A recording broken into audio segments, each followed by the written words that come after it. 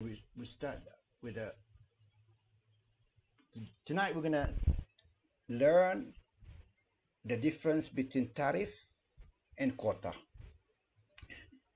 And there's a similarity in terms of effect, but that effect will not hold if there's a change in the market. And we're gonna study number 2. Quota is more prohibitive. It's bad. It's worse than tariffs in terms of straying away from the principle of free trade. So quota is worse than tariff.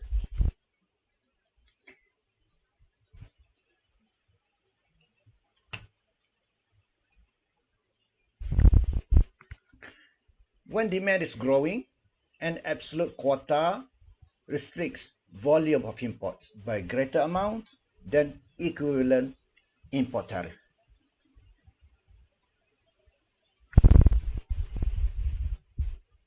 So here,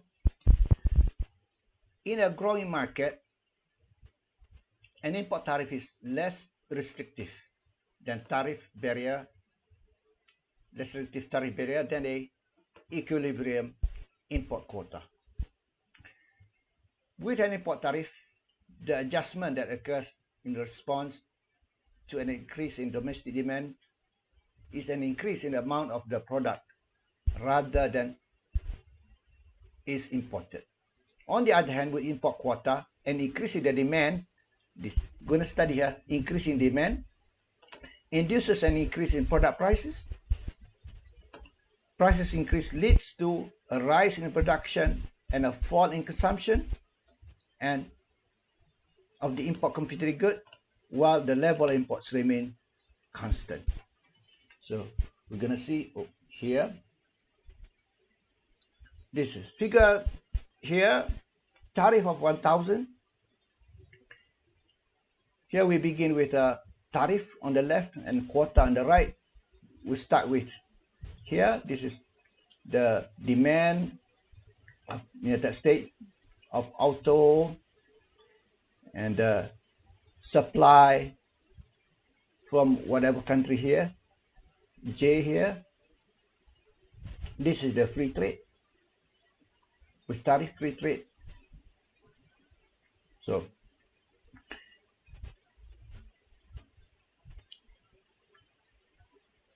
tariff of 1,000 raises the prices by 1,000. Raises the price of 1,000 from 6,000 to 7,000. This is the tariff. And figure 5.2, a quota of 3 units would make it identical with the tariff. And this is going to hold as long as there's no change in the market. There's no change in demand in this case. So what are we saying now is the tariff quota equivalence. You see here, in the case of tariff, free trade, the amount of import, this is demand, consumption, 8. This is supply, 1, 7 is import. That's in terms of quota, this is production, 1, consumption, which this is demand, consumption. We begin with same 7 units of imports. Now the way we built tariff is that goes up by that amount of tariff, which is 1,000. So we just do this line at $7,000, and we're gonna see the first intersection here, which is 6. This is demand, so this is consumption of 6, and we take this line, production of 3. So the import is 3 units.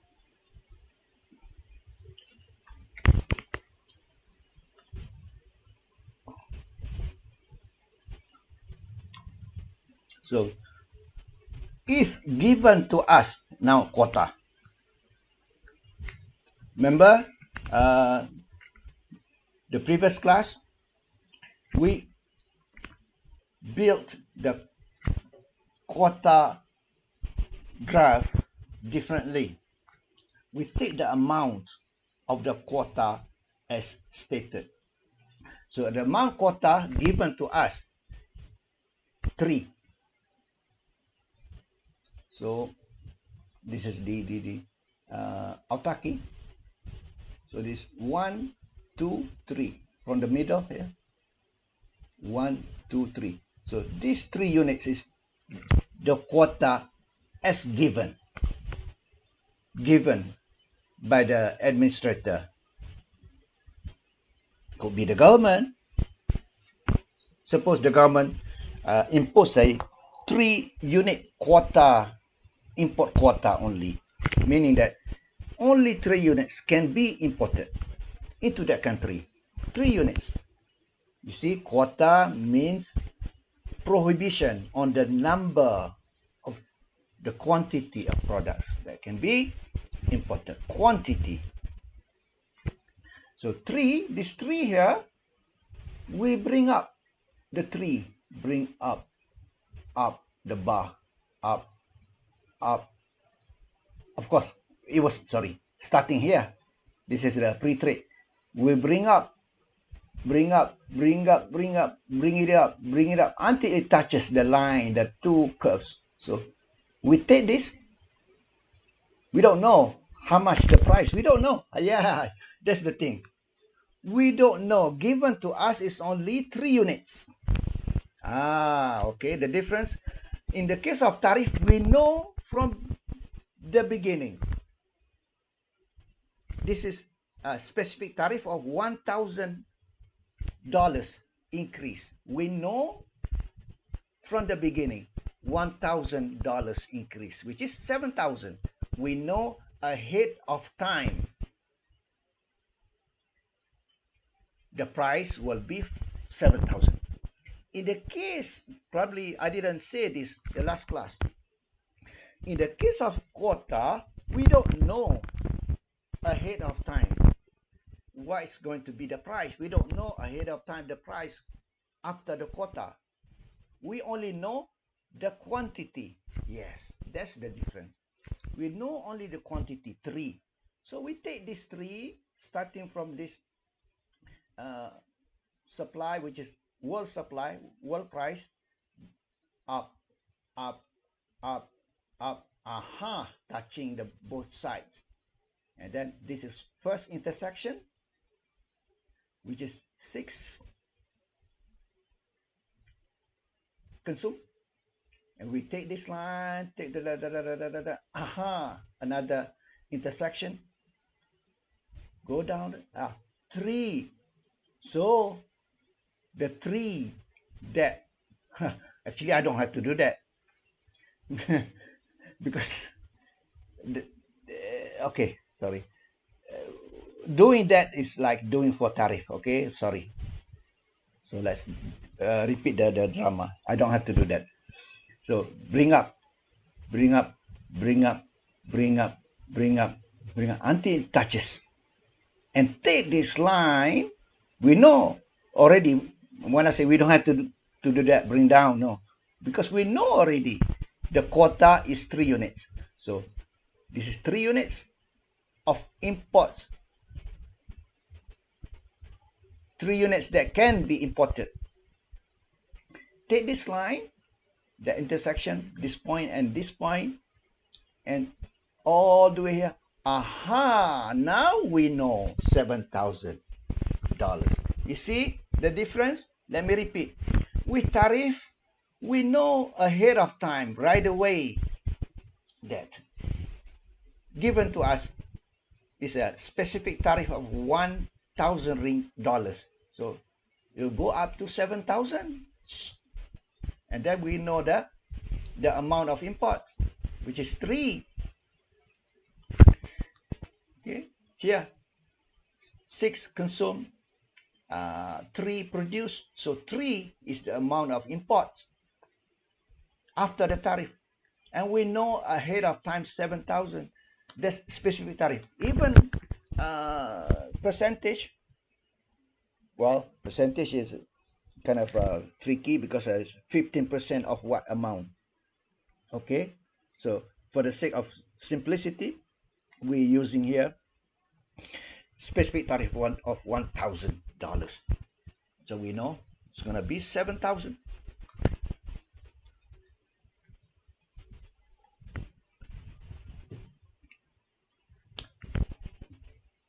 This is repeating of yesterday, okay, with this new graph.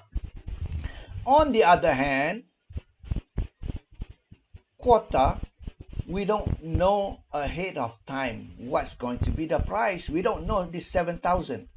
We just know the quantity permitted to be imported is 3. So we take this 3. We take the line. 7,000. You see, this is the equivalence of tariff and quota. Tariff and quota will have the same impacts in terms of prices, going to be the same. The amount of imports is going to be the same. What about the producer surplus?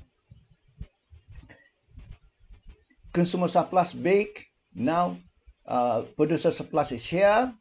Consumer surplus, the impact on the consumer is the same as far as but we learned in the previous class A, B, C, D.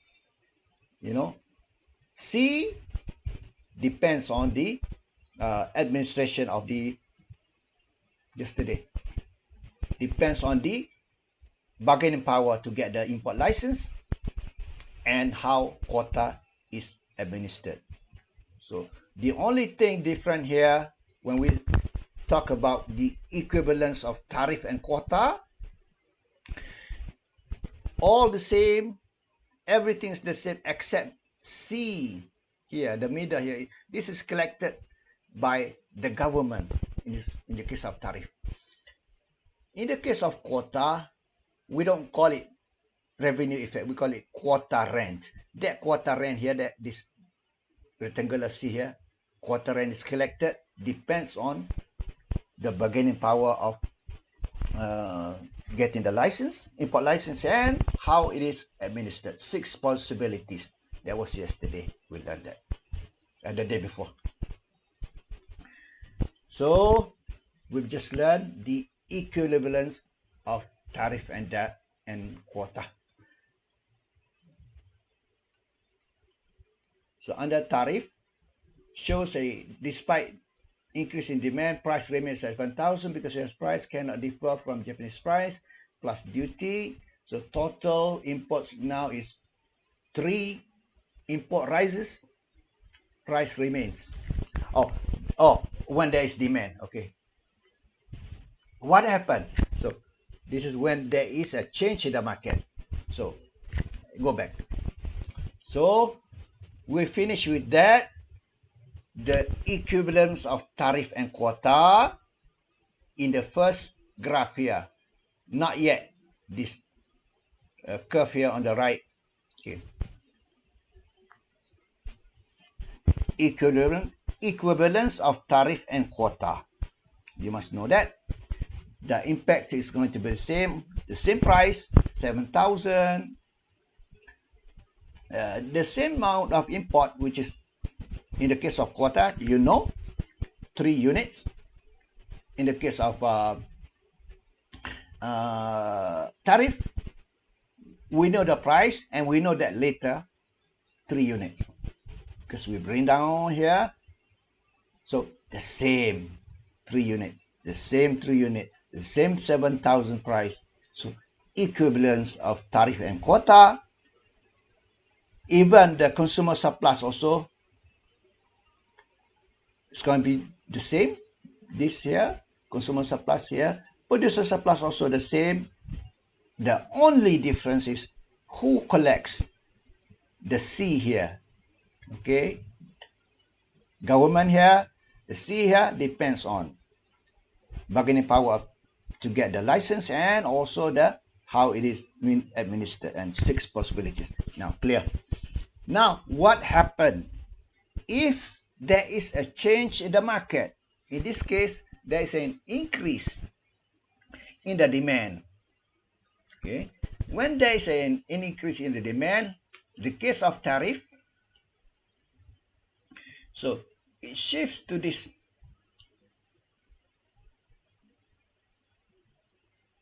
point, and we take this to the left and intersect here. So 3. So now consume this new demand line, consume 8, produces 3. How many? 1, 2, 3, 4, 5. 5 imports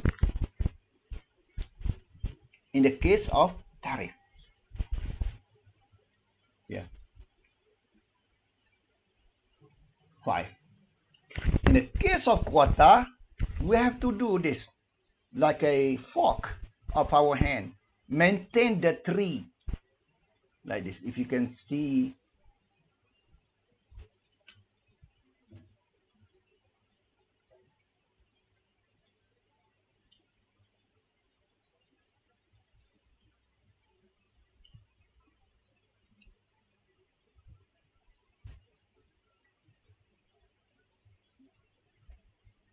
oh, you can't see it.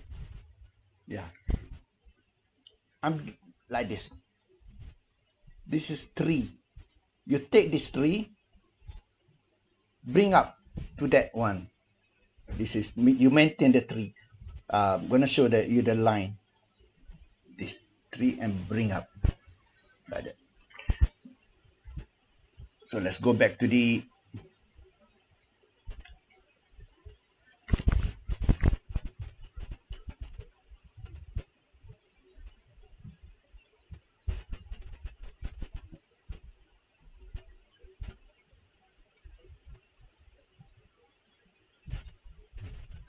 so how do that? See, we're going to show you that this is more, quota is more restrictive, more prohibitive, stopping, becoming a higher barrier to trade. How? This is the same, yeah, the same. So we take this 7,000. Okay, this is the 3. We bring that 3 units of quota, because quota remains the same, 3 units.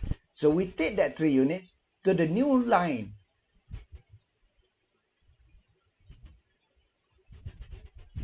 Until finally, aha, meeting here, intersecting here. That 3 units was here before. Look, just if you can see my fingers just now.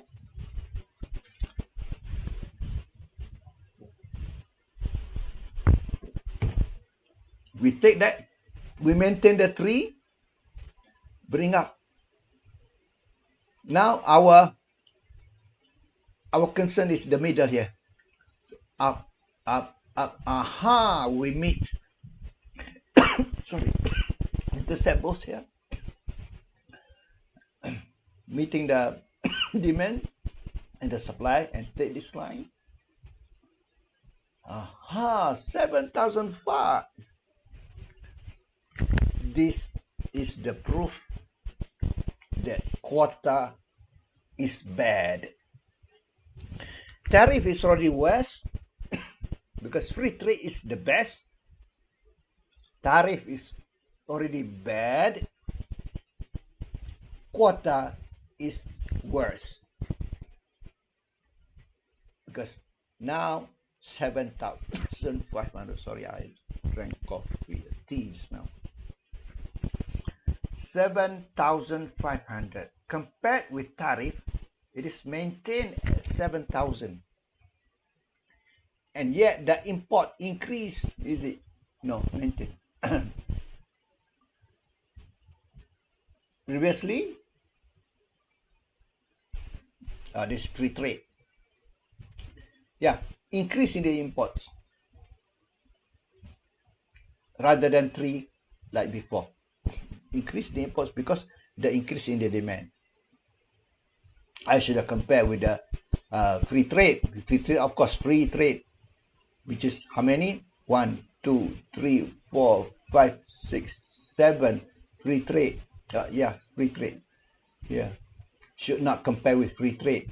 We compare with before. Before was only 3, which is equivalent to the quota. Now, because of increase in the demand, 5. Import is 5. With the increase in demand in that country, demand for autos, in the case of tariff, increase in the imports, and the price is maintained. That's the key word here. In the case of tariff, despite the demand increase in demand, prices remains at 7,000. Because US price cannot differ from the Japanese price plus the duty. Total imports is now 5. Previously, 3 only. So import rises, prices remain. That's the finding. Import rises, prices maintain when there is an increase in demand. That's in case of tariff. Under quota, on the other hand, with the increase in demand, with quota of 3, which is given to us, we don't have to calculate. We don't have to do anything. Given 3, prices rise from 7,000 to 7,005. Because of this, 3 units maintained. So we take these 3 units. Let me repeat. Take this unit. This is our reference point now. The middle there. Up, up, up, up, up, until finally it touches both curve, which is D, U, S1, and the supply, and take this 7,500.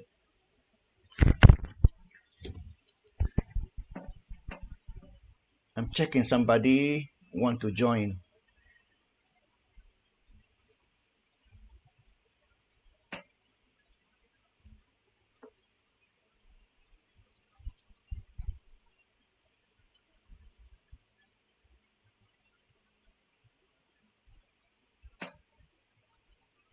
Guess I'm waiting to join view lobby. View lobby. Waiting in the lobby. 1 admit. Okay. Admit.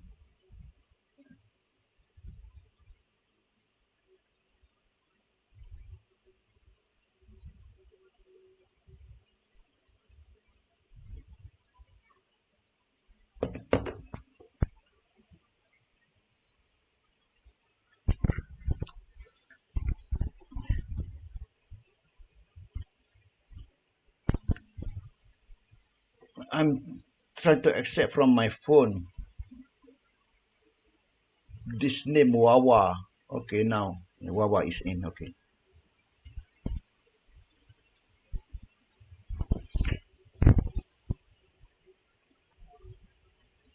Now we know from this intersection.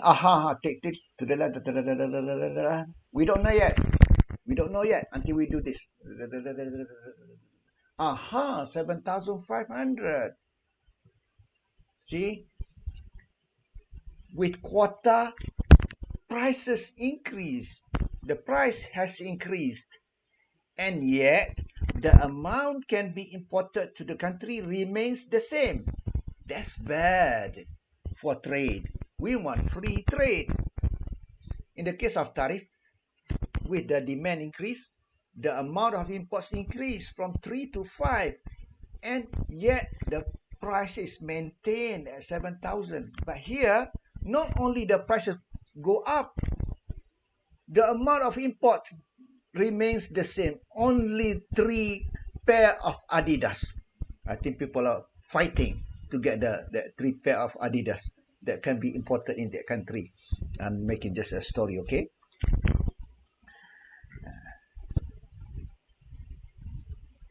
Consumption at 7, and production at 4, increase production, but what can be imported is the same. 1, 2, 3, no change.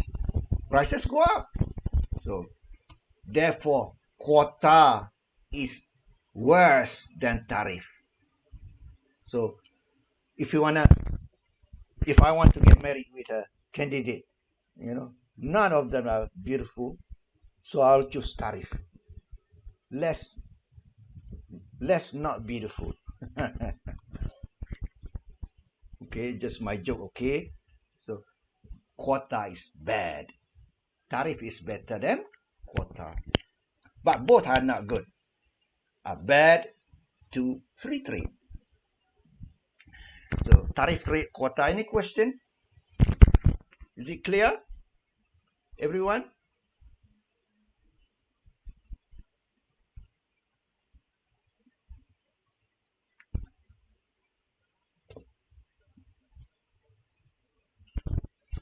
Two components allow specific number of goods to be imported at lower tariff rates within quota rate. Within quota rate. There's a within quota, there's a tariff. Yeah, two components. Any imports above this level face higher. So above that level of imports will face higher tariffs. So above the quota, that certain countries have this 2-tier tariff. There's a quota. Above that quota, it's going to be higher tariffs. Administrative tariff rate quotas. License on demand allocation. Demand for licenses is less than quota. System operates on first come, first served basis. If demand for import license exceeds the quota, a lot of demand for import license, more than the quota, import volume requested is reduced proportionally among all applicants, will be reduced to all applicants. Allocations may also be based on historical market share or auction. Historically, this company, this importing company, got the highest. So based on that historical, because they serve the larger market, based on that.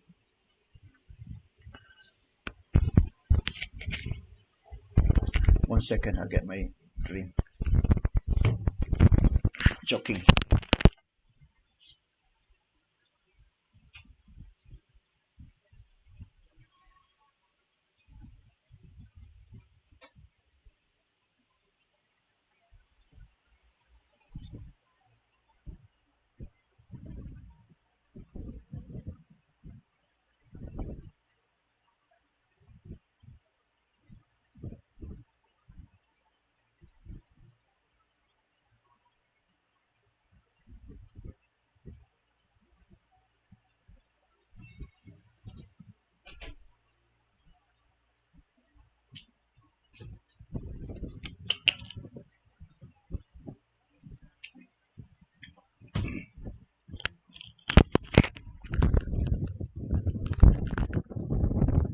The World Trade Organization requires members to convert, and this is not WTO only.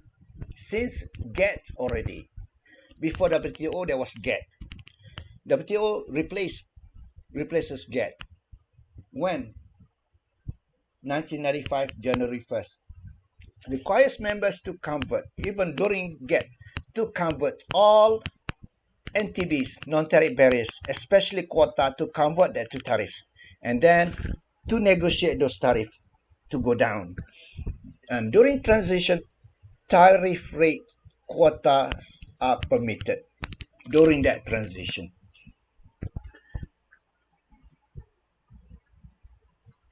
So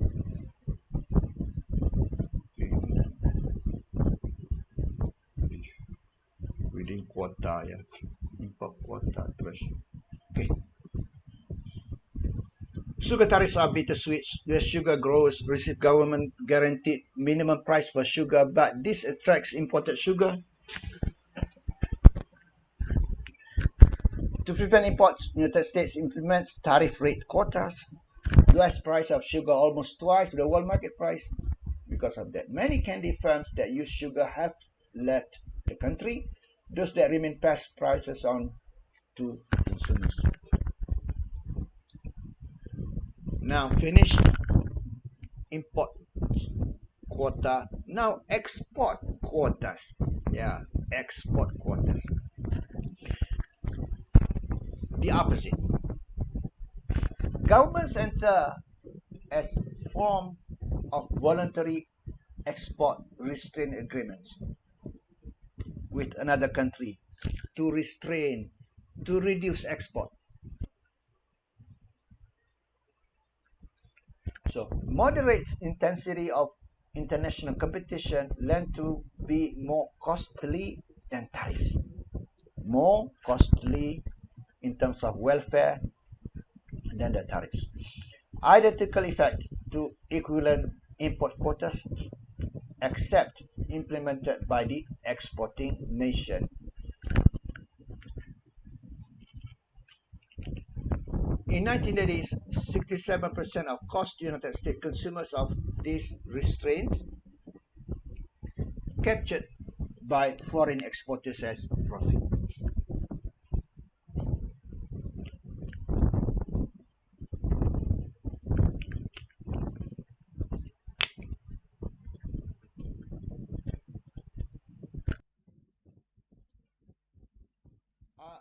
Am I back?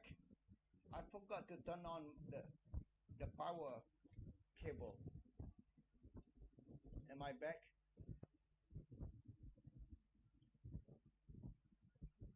Can someone tell me? Now the switch is on. The power cable.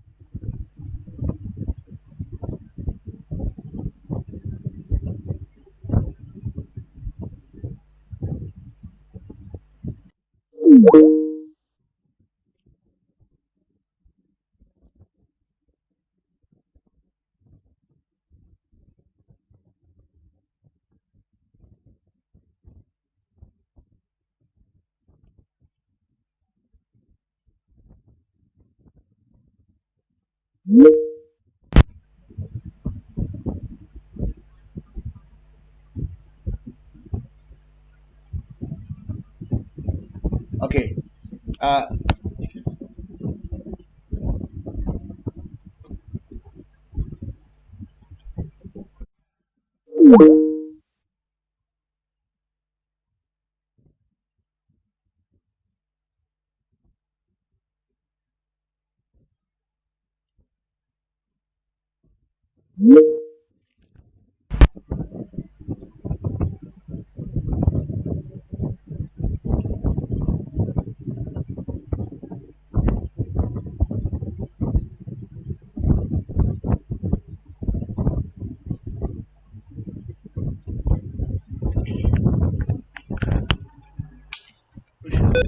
Just now I forgot to attach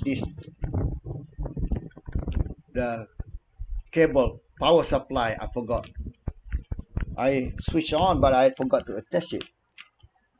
So computer went to sleep. So I hope now it's okay. Back to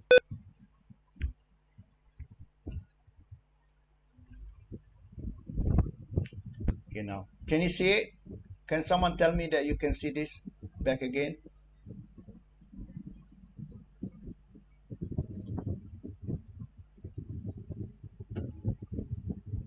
Yes, yes, Doctor. Yeah. Sorry about that.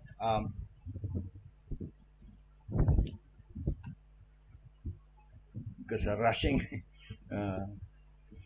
I came back from office, just arrived here just in time at 9:55 p.m. Okay, now, where is it? Yes. So consumer lost A plus B. This is free trade. This the consumer supply area is bigger, much bigger. Now with the content requirement, with the prices go up at 33,000, consumer has lost. Consumers lost A plus B.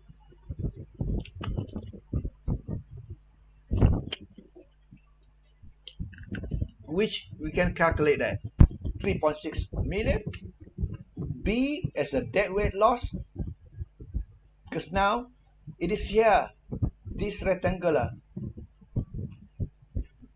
I'm using the Malaysian way. B, I cannot read. Where does it go? B. Oh, it's a deadweight loss, which is 900. Can calculate that area. A, it's okay. This redistribution of welfare from consumer to producers. But B is a dead weight loss of 900. B only. Why we don't consider D? D was a previous one.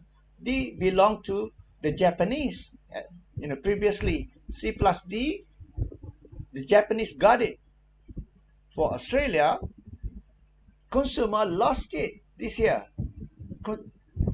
when there is a content requirement.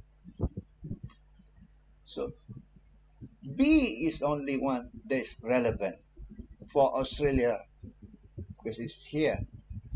So only B, one item only, deadweight loss. So which one?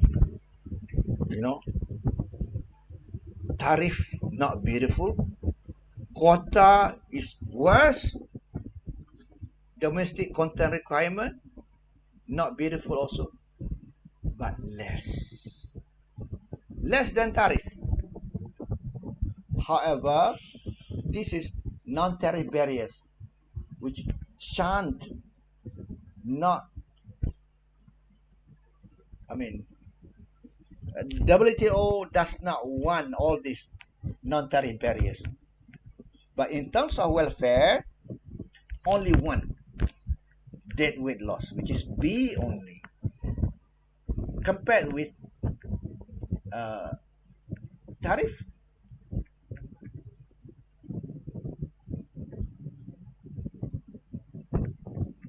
Oh, this is quota. Tariff we can see just here. Tariff, two deadweight losses. A plus B. A plus B. In terms of deadweight loss, both two items here, A plus B. Domestic content requirement, only one, B only here. So which one? Quota is the worst, and then tariff. Domestic content requirement is less worse than tariff. In terms of welfare, only one deadweight loss. But this domestic content requirement, it invites a lot of polemics and retaliation among countries. And like I said, shunned away as something that's not good in the eyes of World Trade Organization. So tariff is the normal way of countries operate in terms of barriers to trade, tariff. And this is non-tariff barriers. You must remember, even though it seems to be better, just one deadweight loss compared with two deadweight losses, B plus D for tariff. But tariff is tariff. It's a normal way of barriers, but this is non-tariff barriers, which is bad in terms of that type of technicalities. Even though just one deadweight loss, yes.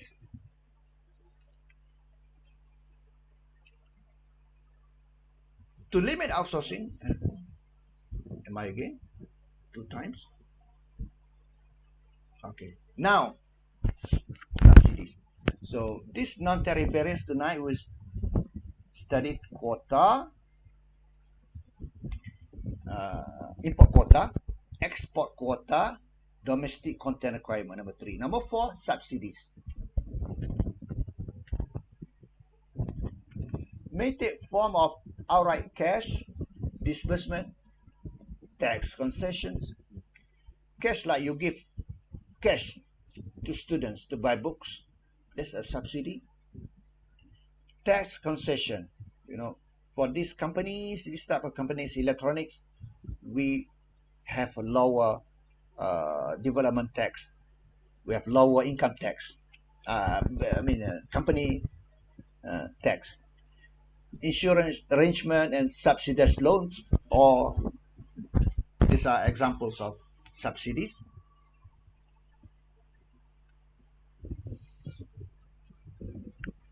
First, we're going to study production subsidy. Next is export subsidy. So the two items are production subsidy and export subsidy. The difference.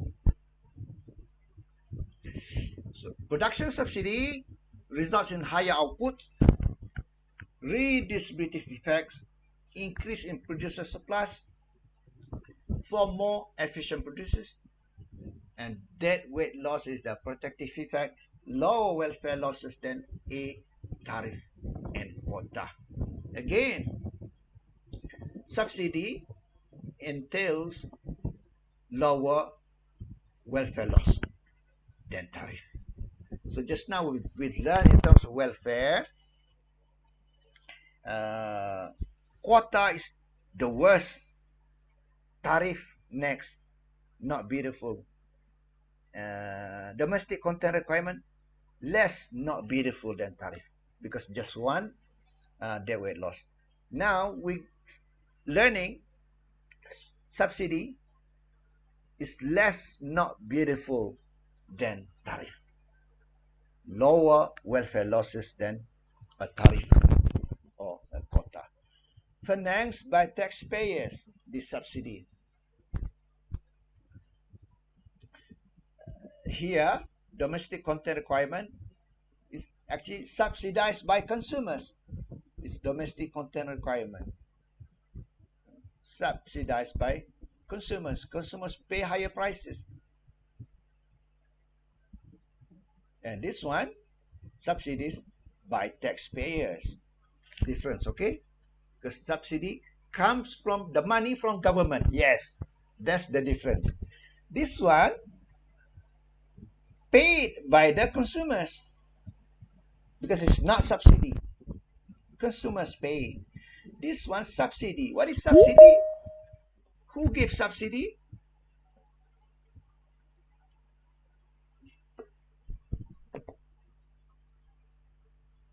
Wait, somebody want to join?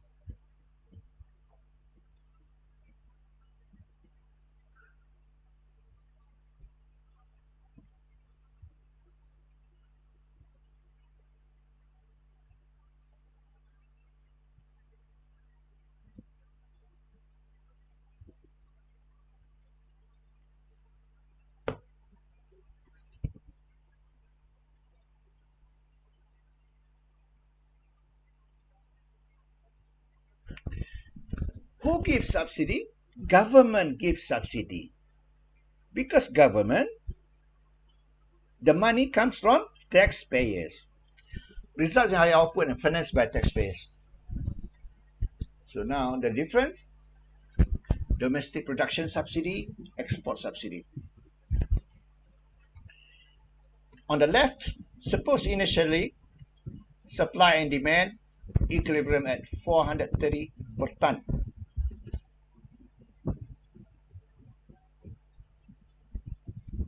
Per ton. This 430 per ton. Equilibrium initially. Suppose US is a small buyer, which will not affect the demand of the world. Under free trade, consumers, okay. Now we're talking, okay, about demand. Under free trade, consumers, under free trade consumes 14. This under free trade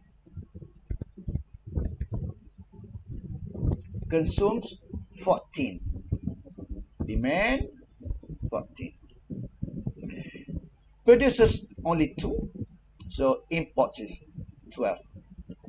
The difference between consumption and production.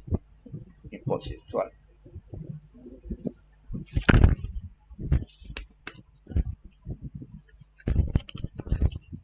Now we have production subsidy of $25 per ton.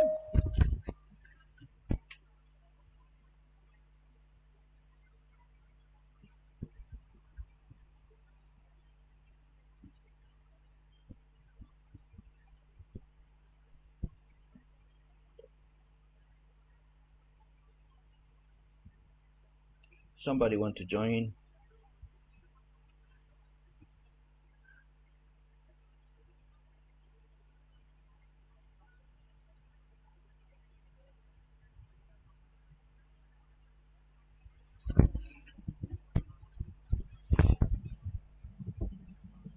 Subsidy, production subsidy, $25 per ton. So we'll go up by this amount. We can bring this up 25 by the amount of $25. Sorry, go to the right by $25. So we don't say go up or down, go to the right by $25. So this becomes a cost advantage for the US. This is the picture of the US. And as a result, this to supply curve shifts to the right. So we say to the right, we don't say to the, going down, to the right. And domestic production now expands from 2 to 7. This is the line, 2 to 7. With the subsidy, 2 to 7. Total imports now becomes 14. Demand, consumption is 7. Production is 7. Production 7. Produce 7. 14 is consumption. So 7 is the total imports now. Previously was 12. So net price for producers is $4.25. Add this 7 here. Net price for producers is $4.25.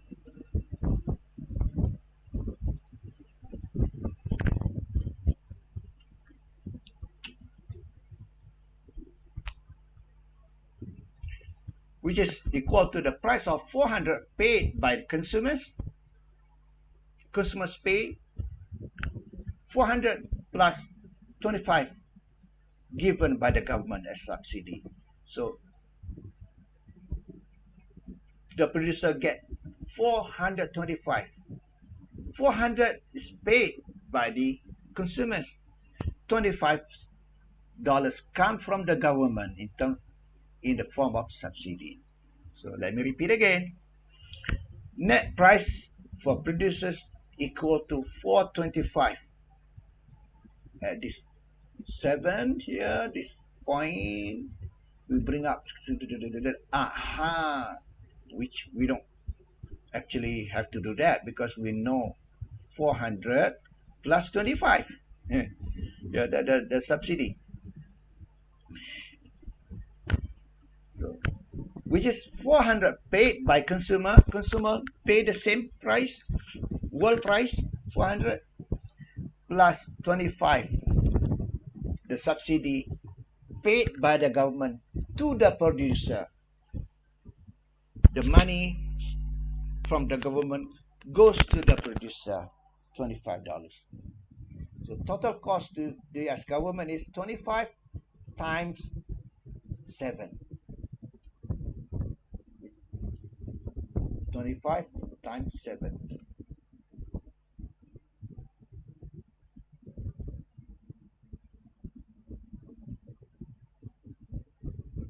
A redistributed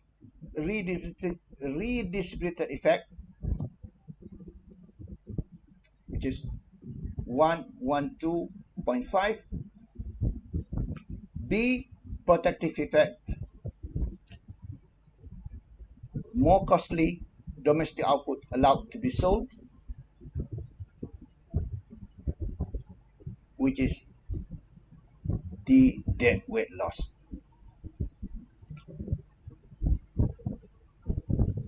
Okay. A government subsidy granted to import competing producers leads to an increased demand, increased domestic production, and reduced imports.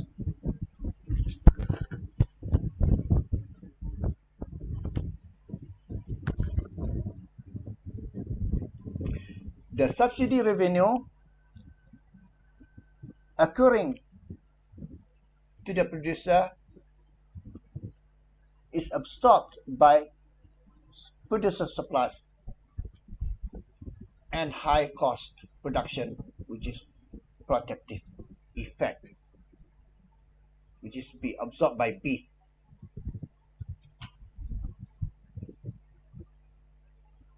So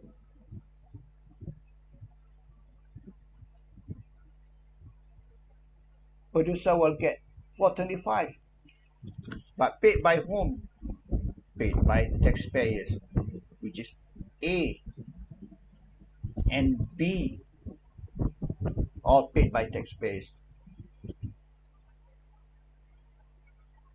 which is 25 times 7. This is the amount of 7. $25. This is subsidy times 7. 25 times 7, 175. So A is a redistributing effect, which is going to the producer, A, going to the producer, A, but who pays? Taxpayers pay that one. So that is redistributing effect. So it's okay. B, on the other hand, B, it's okay, redistributive, no problem. Taxpayers pay to the, that's going to the producer. B is a protective effect, more costly domestic output now.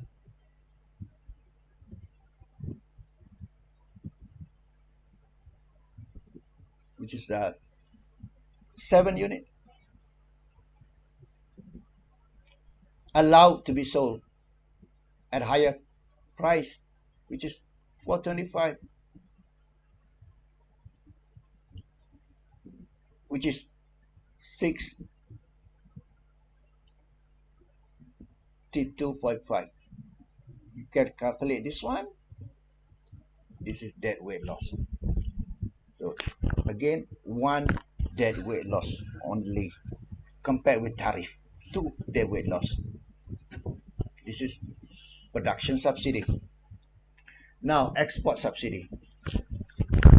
So again, we learn less welfare loss compared with tariff and quota. On the right, assume US is a small producer under free trade. You notice, in the case of tariff, our discussion is here at the bottom here, tariff and quota too. Our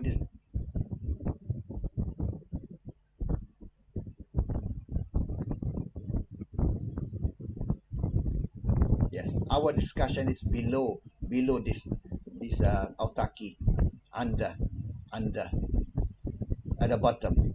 Now with subsidy, export subsidy, there was import duty, now export subsidy.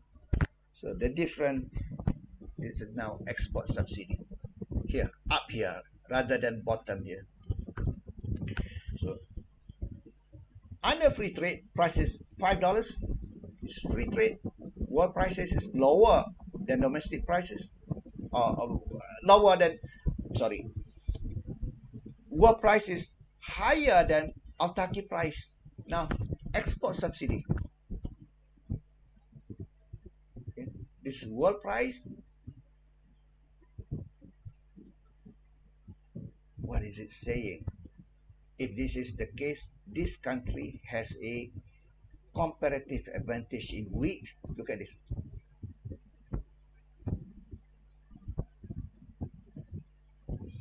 So now, okay, $5 under free trade.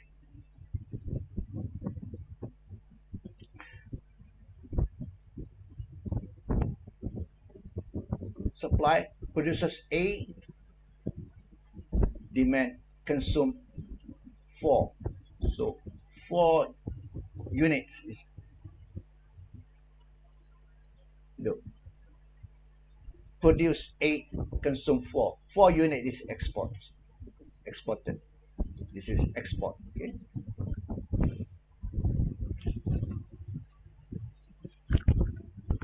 Suppose United States government pays $1 on each unit exported.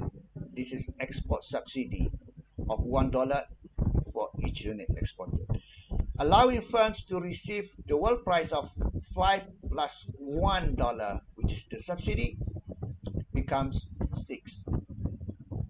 This is subsidy of $1, and the world price plus subsidy is the price 6. So domestic producers would not sell in the US for less than $6. Will not sell in the US for less than $6. Prices rise from 5 to 6. Quantity purchased in the US falls from 4 to 2. From 4 to 2. Quantity purchased in the US. 4 to 2. Quantity supplied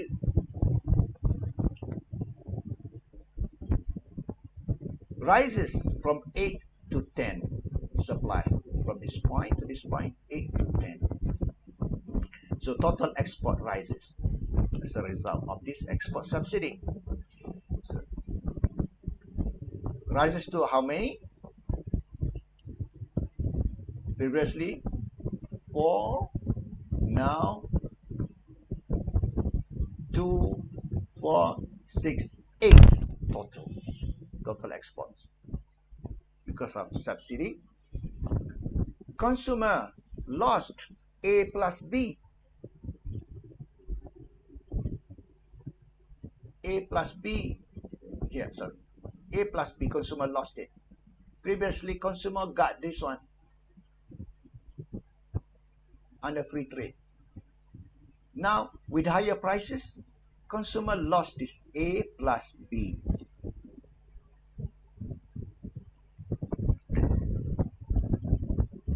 which you can calculate that at 3 million. Domestic producers gain A plus B plus C. A plus B plus C. This is domestic producer. What is lost by consumer A plus B goes to the producer, which is A plus B plus C, which is 9 million. You can calculate. D not included. Cost to taxpayers is B plus C plus D. B plus C plus D. This is the cost to taxpayers. The whole area B plus C plus D. Why? Only to the amount of imports here. Sorry, and to the amount of exports here.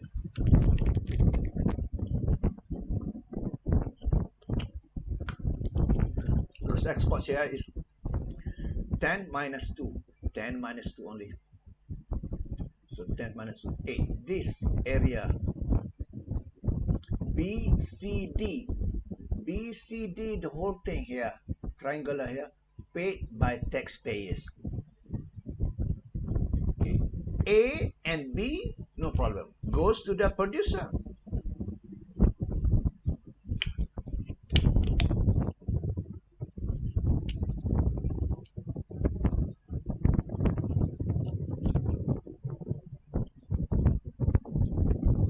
What did I say? Consumer lost it. Consumer lost A plus B. Consumer lost A plus B. Okay. Whereas B plus C is paid by the taxpayers.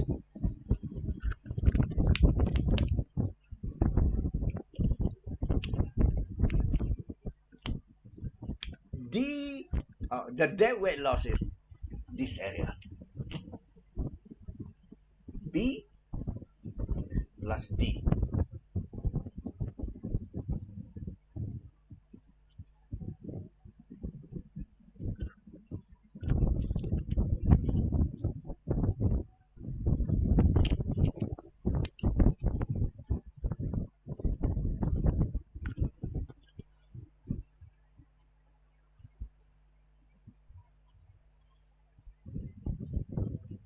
So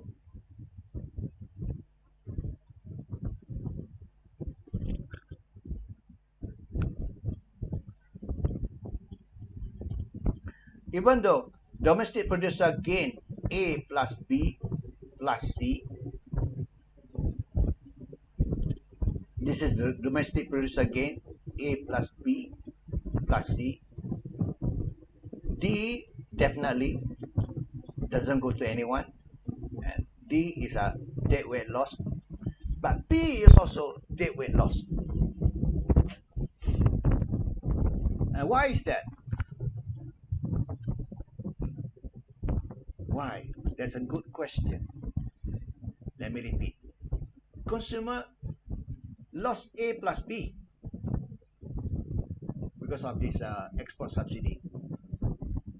Don't worry, we're going to stop after this. After this is the last discussion tonight. However, taxpayer pay B, C, D, the whole thing. And D is definitely going to ghost, which is, this is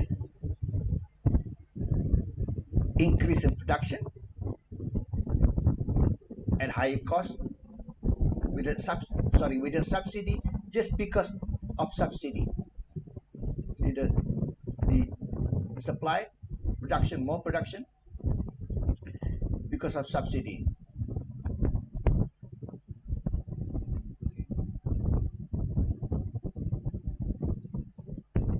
And in this case, more export because of subsidy, more production here, but not this. Why? Anyone can guess now? This is what we call production effect, because this is supply production effect, or protective effect, or production inefficiency or protective effect afforded by subsidy, making it the cost to the exporter cheaper because it's being paid by the taxpayer here. This is production inefficiency. And why D is also a deadweight loss, even though producer gains A, B, C. Why? The answer is that even though producer gets A plus B plus C, this B part here is paid by taxpayers to the producers, which may not be efficient because these producers produce at higher, the increases because of subsidy, and this is paid by the taxpayers. The part which, this is the final answer. I'm not getting to the final answer yet. This part is a loss to the consumers.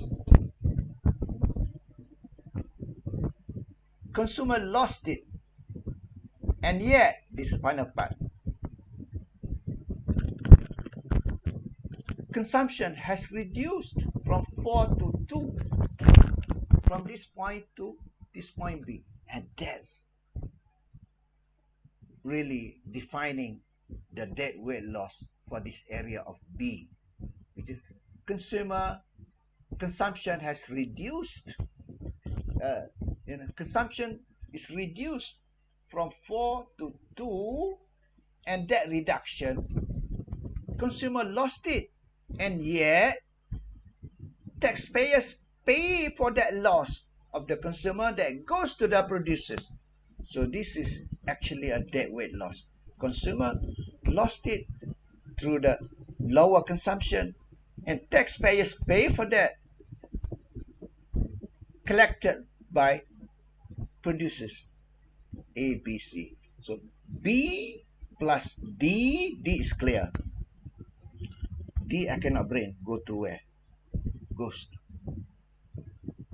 And this is also inefficiency, in other words, inefficient consumption because of the export subsidy.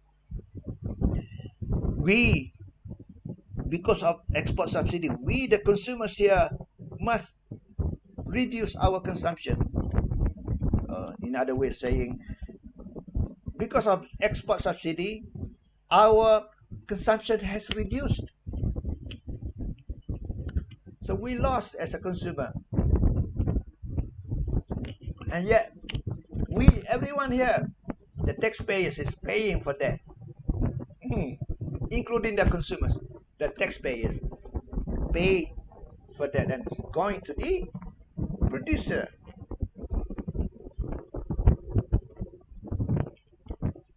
Being paid by taxpayers. Which part? B plus C plus D. As a result, B and D are both deadweight loss. So in a way, export subsidy has the same effect like in terms of welfare, like tariff, both sides, left and right. Production subsidy, only one. Domestic content requirement, only one.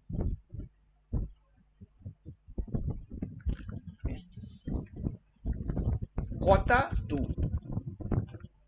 Tariff, 2. 2 deadweight loss. Tariff, 2 deadweight loss. Quota, 2 deadweight loss. Domestic content requirement, only 1 deadweight loss. Production subsidy, only 1 deadweight loss. But export subsidy, 2 deadweight loss. B plus D. So we finish. We stop here. Might as well finish the export subsidy. Where's domestic production subsidy? Domestic production, on the left.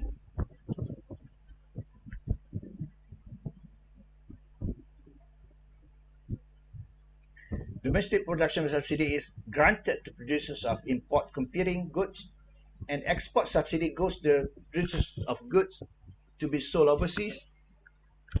I promised 11:45, now 11:37. Soon. Finish.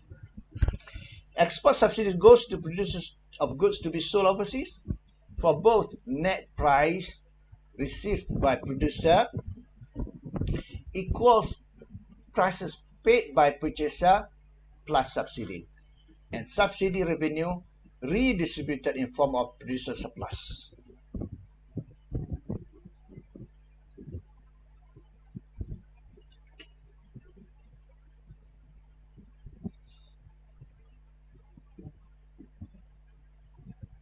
A. Redistributive effect A. Producer surplus. Previously producer surplus only here, now A. And this is deadweight loss. That's production subsidy. Redistributed in terms of producer surplus. We see this here, A. And here, A, B, C. Producer gets A, B, C. But B is deadweight loss. D didn't go to anyone, so D is another deadweight loss. So let's continue.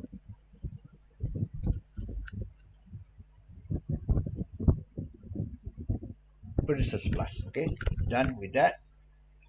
Higher output and prices for exporters. This is export subsidy. Oh, export subsidy.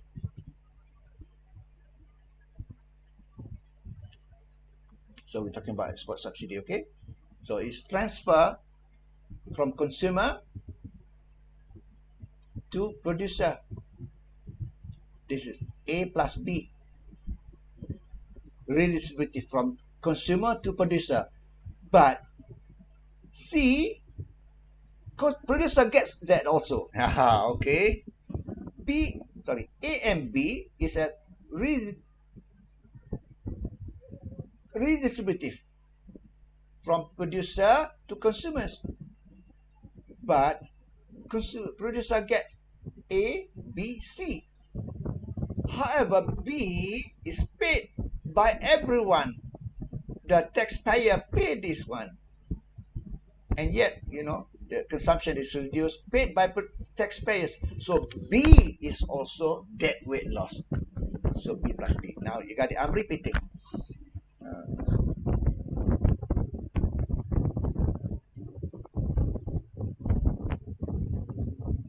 Higher output and prices for exporters, higher exports, lower domestic consumption. Yes, reduced consumption is export subsidy. Reduced consumption from 4 to 2. Domestic producers gain at the expense of domestic producers and taxpayers.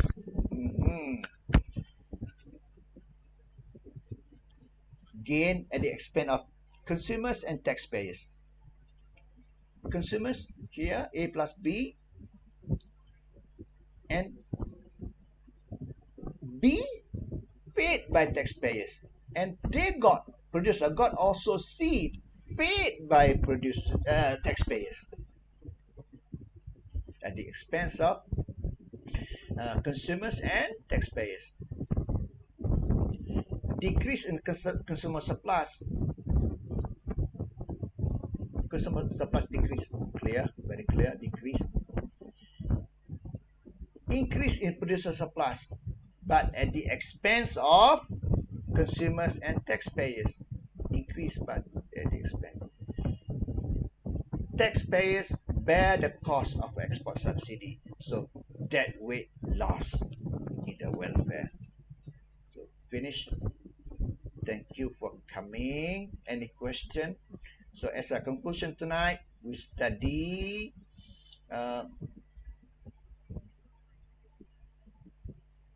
the equivalence of tariff and quota so far as the prices and the amount of imports equivalent, as long as there is no change in the demand in the market. For example, here demand, no change in demand. So the equivalence of tariff and quota holds. Once there is a change in the market, there's a demand increase, so we'll see that quota is worse than tariff. Higher prices and yet maintain at 3, because quota stays 3 units only can be imported, whereas here increase 5 units can be imported. Previously 3, the equivalent just now, previously now 5, and yet maintain at lower price. Okay, got it? Tariff quota equivalence will hold or holds as long as there is no change in the market, in the demand. For example, here, once change in the market condition, demand increase, quota is bad, worse than tariff. And we learn also that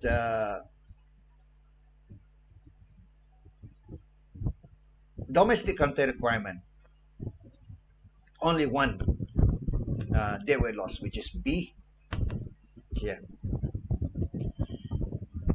Subsidy, production subsidy, we have here one deadweight loss, which is B. However, export subsidy, 2 deadweight loss, similar to tariff, 2 deadweight loss,